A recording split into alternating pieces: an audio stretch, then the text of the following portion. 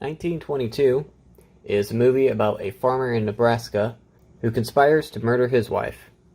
This movie is a pretty interesting psychological horror, and it's a Netflix original. It doesn't have too many things that could give it an R, but it definitely has some.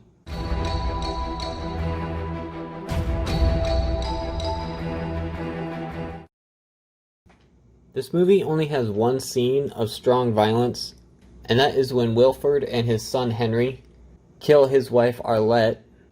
Henry puts a bag over her head, and Wilford stabs her several times, and eventually cuts her throat. This scene is pretty violent and disturbing, and it shows a lot of graphic gore in it. But other than that one scene, there's really not too much violence in this movie. Its main thing is the disturbing tone of the movie, and it has some other disturbing content in it.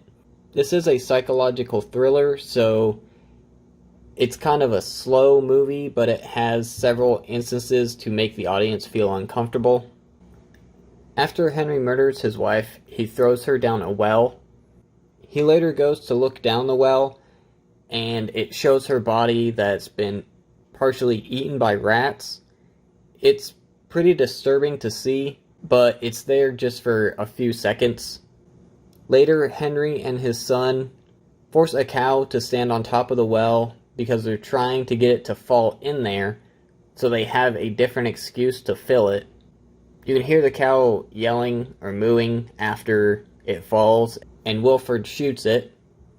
There are a couple times where Arlette appears to Wilford, and it shows her in the state that he last saw her, so she has several chunks of skin and everything missing.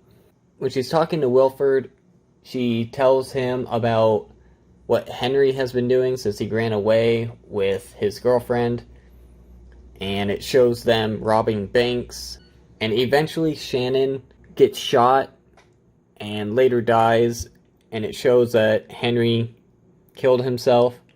Wilford later goes to identify Henry's body, and the Undertaker pulls back the sheet, and it shows Henry with his nose and parts of his lips missing because the rats ate him.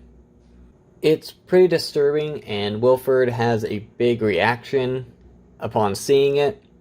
There's a scene where Wilford gets bit by a rat. He stomps on the rat, and it shows the aftermath of it, and it shows the wound on his hand. So he wraps it up. A few days later, he unwraps his hand to look at it, and his entire hand is infected, and it's pretty disturbing to look at. So he goes to the doctor, and it shows that they had to amputate his hand. Later, Henry, Shannon, and Arlette appear to Wilford in a hotel room, and they are all in the last state that he saw them, so their bodies are rotting, but they appear as ghosts. The entire tone of the movie is pretty disturbing, with unsettling music, and it has a dark tone to it. This movie doesn't have much as far as language.